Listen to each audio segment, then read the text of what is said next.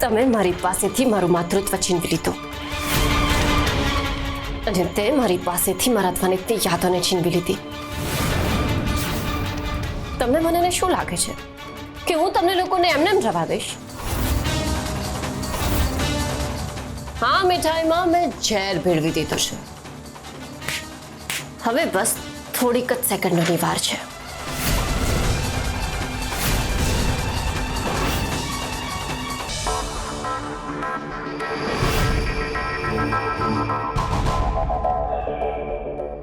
બિચારી સરગમ સાથે કેવું થઈ ગયું ને?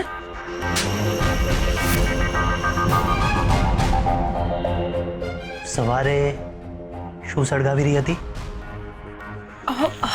મેં કહ્યું હતું ને, જૂના કાગળિયા. જૂઠું નહીં બોલ. હું શું કામ જૂઠું બોલું? અચ્છા એવું છે ને, તો ચાલ મારી સાથે. ચિરાગ, તને કહ્યું ને ચાલ મારી સાથે. ચિરાગ સાંભળો. હું તો ફક્ત સૌથી પહેલા તો તમે મારા રૂમમાં આવીને મારી આ ડાયરી ચોરી કરી. બાળક આ ઘરમાં ના આવે એટલા માટે તમે બીજલબેનને ચડાવ્યા. અત્યાર સુધી હું બધું સહન કરતી રહી, કંઈ બોલી નથી. પણ બસ, હવે બસ. ગાયત્રીબેન, સામાન બાંધો તમારો અને નીકળો આ ઘરમાંથી બહાર. અરે મોટી બા, તમે આ શું કરી રહ્યા છો? મને ઘરની બહાર કાઢી રહ્યા છો?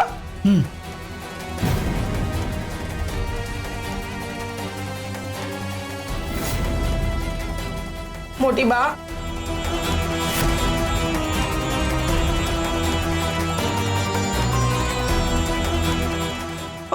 મોટી બા, તમે આ શું કરી રહ્યા છો?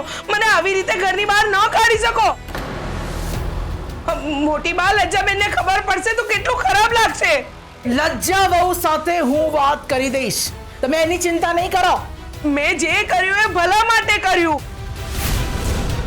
તમે જ વિચાર કરો કે માનસિક રીતે નબળી વ્યક્તિ બાળકને કેવી રીતે સાચવી શકે. તમારે જે કરવું હતું એ કરી લીધું તમે. હવે કંઈ કરવાની જરૂર નથી. મોટી બા, હું એમ કહું છું કે હું ક્યાં કોઈને નડું છું? હું તો માત્ર મારું કામ કરું છું ને. 1 કલાક આપું છું તમને ગાયત્રીબેન. સામાન બાંધો ને નીકળો અહીંયાથી. અને જો 1 કલાકમાં ઘરની બહાર નથી ગયા તો ઘસડીને લઈ જઈશ ઘરની બહાર.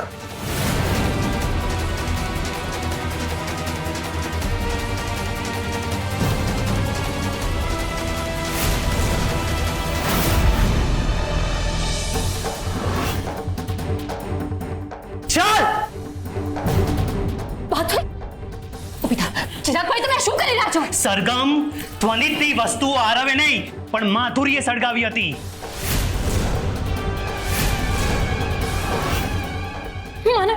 મને માફ કરી દે. આરો મને કહી રહ્યા હતા પણ એમની વાત પર વિશ્વાસ જ ના કર્યો. તે આવું શું કામ કર્યું? કારણ કે હું ઈચ્છતી હતી કે તમે જીવનમાં આગળ વધો. બસ એટલા જ માટે. બસ નાટક કરવાનું બંધ કરી દે. બિચારી પાસે ધ્વનિતની એકમાત્ર યાદો હતી અને એ પણ તે સળગાવી નાખી. જીવનમાં જ્યારે કોઈ વ્યક્તિ મરી જાય છે એના પછી એની યાદોને સળગાવી દેવાની હોય, જેથી કરીને એ વસ્તુઓને જોઈને વધારે દુઃખ ના થાય. એટલા માટે મેં એ બધું સળગાવી દીધું હતું. હું ઈચ્છતી હતી કે સરગમ જીવનમાં આગળ વધે. મેં કેટલી બધી તૈયારીઓ કરી હતી કે અનાથ આશ્રમમાંથી બાળક આવે ત્યારે હું અને સરગમ સાથે એને રમાડીશું. મેં સરગમ માટે હંમેશા સારું ઈચ્છ્યું છે. બસ બહુ થઈ ગયું. હવે છે ને મારે નિર્ણય લેવો જ પડશે. ચાલ. તમે માધુરીને માફ કરી દો. સરગમ, મેં કહ્યું ને, હવે શાંત થઈ જાઓ અને આને માફ કરી દો.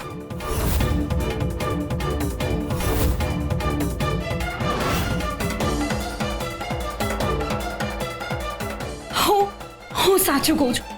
મારો એવો કોઈ જ હેતુ નહોતો. હું ખરેખર તમને જીવનમાં આગળ વધતા જોવા માંગતી હતી.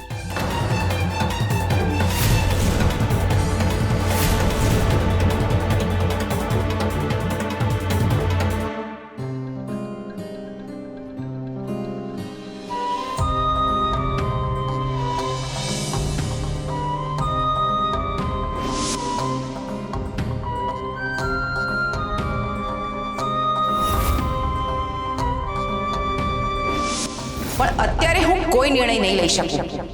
એટલે હવે આ ઘરમાં હું બાળક નહીં સોંપી શકું અને આ મારો અંતિમ નિર્ણય છે.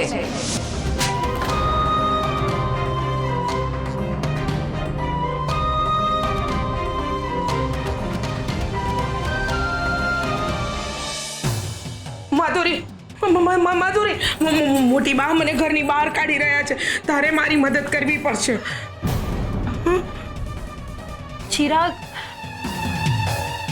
ચિરાગ ઓલરેડી મારા પર ગુસ્સે છે.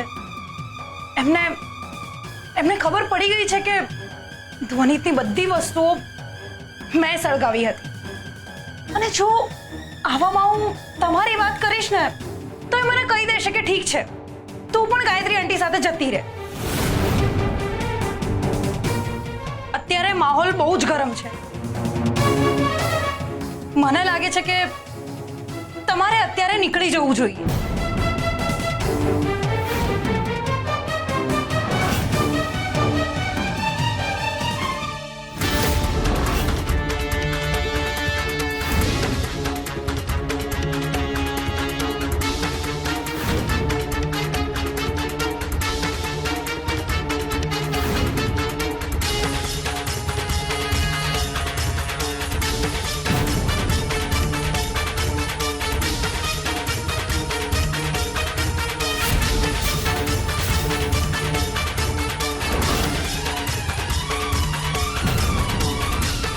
તમારે ક્યાંય નથી જવાનું આંટી.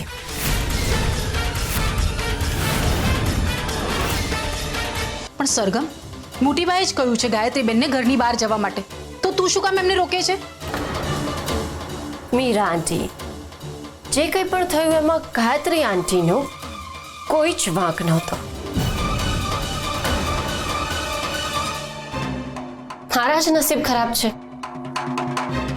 અને એટલે આપણે ઘરે આવેલા મહેમાનને આમ ઘરમાંથી કાઢી મૂકીએ એ થોડી સારું લાગે.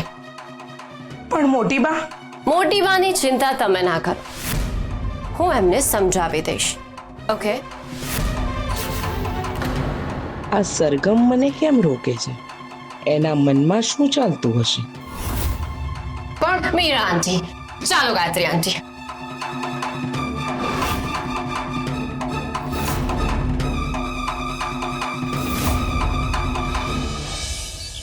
ચિરાગ ભાઈ, હું ઓલરાઈટ છું, તમે મારી ચિંતા ના કરો.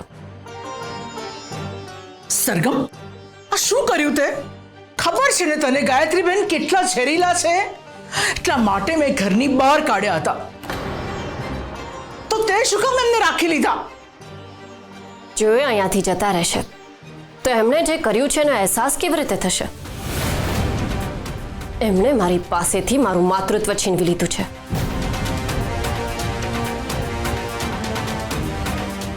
એટલે તું કરવા શું માંગે છે?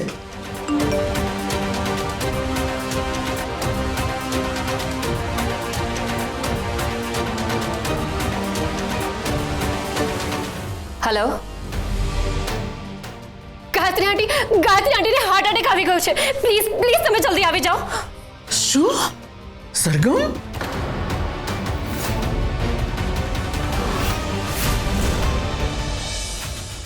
મોટી બાએ તમને કાઢ્યા અને સરગમે તમને રાખ્યા. દાળમાં કઈ કાળું છે કે દાળ જ કાળી છે? દાળ કાઢી નથી, નવી છે. એટલે કે મને નવી સરગમે રોકી છે. તો વધુ જોખમ છે. એના મનમાં શું ચાલી રહ્યું હશે? એને તમે કેમ રોક્યા હશે? નક્કી કંઈક તો ભેદ છે આમ.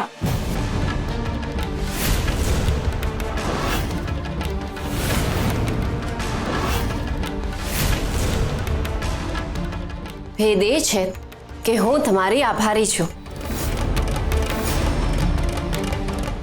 એકચ્યુઅલી હું બહુ કન્ફ્યુઝ હતી કે હું બાળક અડોપ્ટ કરું કે ના કરું. બીજલબેનને મેં એકવાર કહી દીધું હતું એટલે પછી ના પાડવામાં સંકોચ થઈ રહ્યો હતો. પણ તું ચિંતા ના કરા, હું તમને લોકોને કંઈ નહીં કરું. ઉલટાનું હું તો બહુ જ ખુશ છું.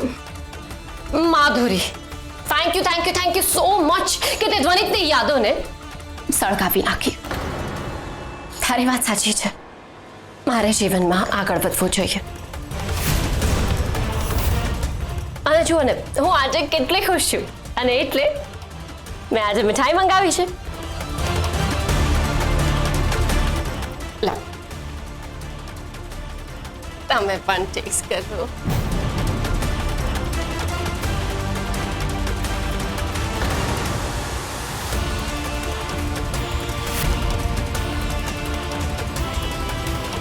બેટા, સાચું કહું ને તો મને તારા માટે બહુ લાગણી છે. આટલી નાની ઉંમરમાં એક જવાબદારી આવી જાય તો અઘરું તો ખરું જ ને. હમણાં હું તને તારી દુશ્મન લાગતી હોઈશ, પણ મેં જે કંઈ પણ કર્યું ને એ તારા માટે વિચારીને જ કર્યું. હો, હા, મને ખબર છે કે તમે મારા વિશે બહુ વિચારો છો. હા સરગમ, ગાયત્રી આંટી પણ તારા વિશે વિચારે છે અને હું પણ.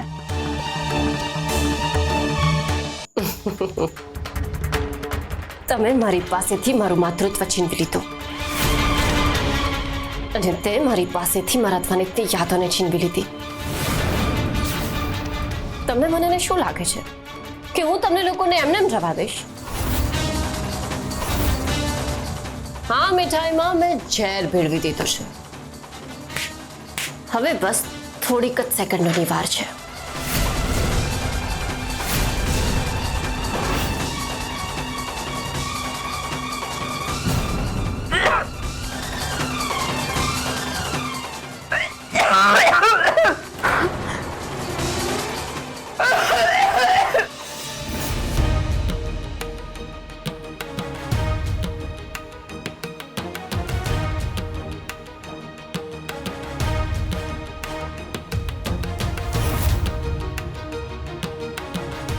મોટી બા,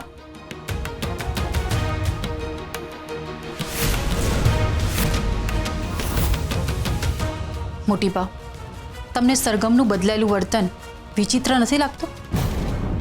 તમને નથી લાગતું કે આપણે ડૉક્ટરની સલાહ લેવી જોઈએ? એને દવાની જરૂર છે. પણ મને આ નવી સરગમ જ ગમે છે. તમને બીમાર સરગમ ગમે છે? મને મજબૂત સરગમ ગમે છે અને હું ઈચ્છું છું કે આ નવી સરગમ હવે નવી જ રહે. તમે વિચાર્યું છે કે તમારી આ નવી સરગમ ગાયત્રીબેન સાથે શું કરશે? એ એને શાંતિથી રહેવા નહીં દે. તો એ તો સારી વાત છે ને. જેવું વાવો એવું લણો. ગાયત્રીબેને પણ સરગમ પાસેથી એના જીવવાનું કારણ છીનવી લીધું હતું ને, તો હવે વારો સરગમનો છે. મોટી બા, મને લાગે છે કે સરગમે એટલે જ ગાયત્રીબેનને અહીંયા રોક્યા છે. મીરાબહુ, પહેલા મને પણ નહોતું સમજાતું કે સરગમ આવું કેમ કરી રહી છે, પણ હવે મને સમજાયું કે સરગમ પાસે એને રોકવાનું કારણ છે અને એ કારણ હવે મારા ગળે પણ ઉતરી ગયું છે. એટલે પછી મેં વિચાર્યું કે ભલે ગાયત્રીબેન આ ઘરમાં રહેતા.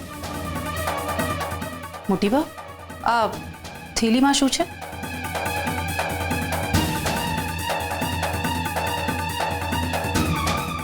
આજે આપણા ઘરે એક મહેમાન આવવાના છે, બસ એની તૈયારી કરી રહી છું. મહેમાન? કોણ?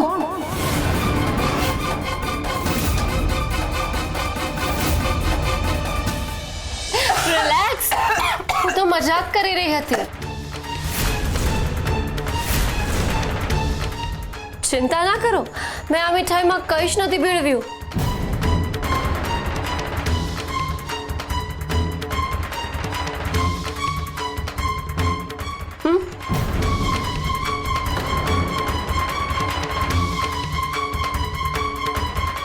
આ તો શું છે ને કે ઘરમાં હમણાં ઘણા સમયથી બહુ ટેન્શન વાળું એટમોસ્ફિયર હતું, એટલે એટમોસ્ફિયરને થોડું હળવું કરવા માટે મેં એક નાનકડી મજાક કરી. કેવી લાગી મારી સરપ્રાઈઝ? અને આંટી, તમે જે મારા માટે કર્યું છે ને, અને ખરેખર તમને કંઈક આપવાનું મન થાય છે. હું તમારા માટે કંઈક કરીશ, ફિક્સ છે. કંઈક સરપ્રાઈઝ આપીશ. તમે લોકો ચિંતા ના કરો, હું તમને લોકોને કોઈ નહીં કરું. અને તું પણ રિલેક્સ કર, ઓકે?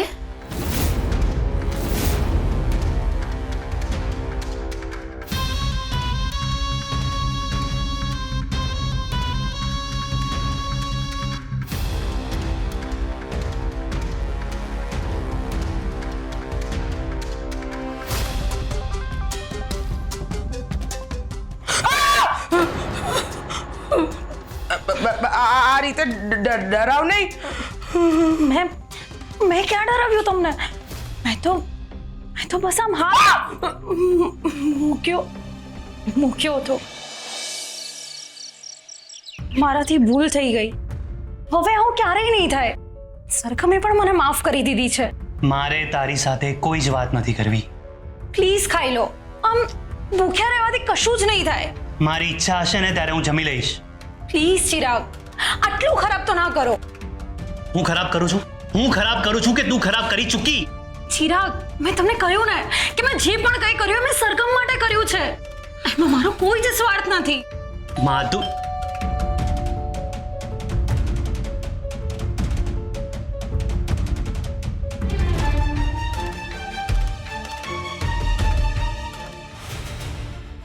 चिराग भाई मम्मी क्या है? चिराग भाई मम्मी ने कई हॉस्पिटल में एडमिट करी है. રાકેશ, चिराग भाई बोलो ना. રાકેશ, मम्मी मम्मी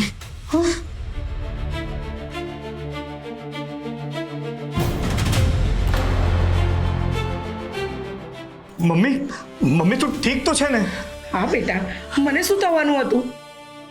સરગમે મને કહ્યું કે મમ્મીને હાર્ટ એટેક આવ્યો છે. સરગમે આવું કહ્યું? હા. પણ કેમ? રાકેશ ભાઈને અહીંયા બોલાવવા માટે. નહીં તો એ અહીંયા થોડી આવતા.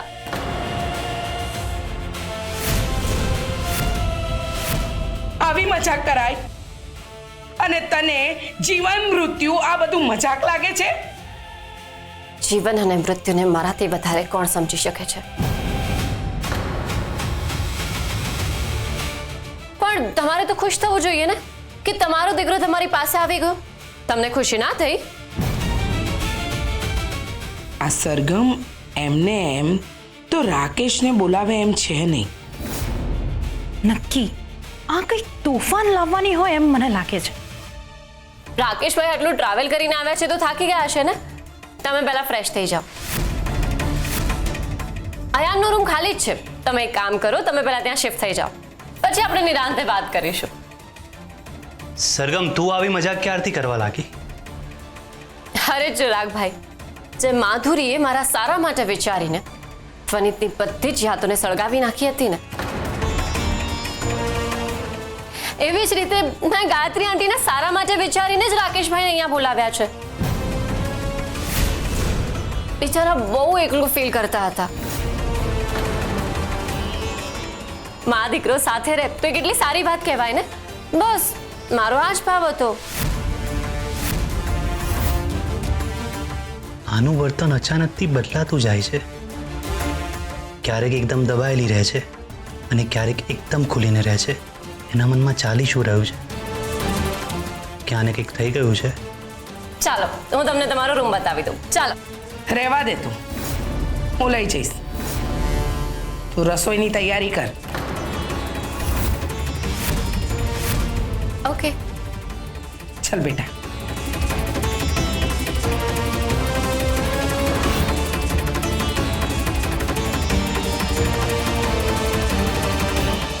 આવ બેટા.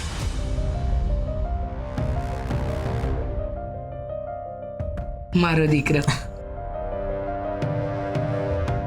ખુશ ખુશ રહે, સુખી થા. તું જલ્દીથી ફ્રેશ થઈ જા, હું તારા માટે જમવાની વ્યવસ્થા કરું. પણ સરગમે આવું કેમ કર્યું એ મને સમજાતું નથી. એના માટે વધારે વિચારવાની જરૂર નથી. મને લાગે છે કે હવે હું અહીંયા બહુ નહીં રોકાઉં. આવતીકાલે આપણે બંને સાથે નીકળી જઈશું. ગાયત્રીબેન, અરે રાકેશ આવ્યો છે. સુખી થા બેટા. તને મેં કેટલો નાનો જોયો હતો ને હવે જુઓ કેટલો મોટો થઈ ગયો છે. ગાયત્રીબેન, થોડી એકલામાં વાત કરવી હતી તમારી સાથે. 5 મિનિટ આવશો? હા, હું હમણાં આવું છું. બેટા તું ફ્રેશ થઈ જા. હા, તું બેસ બેટા. હા, ભલે. આવો તમે મારી સાથે આવો.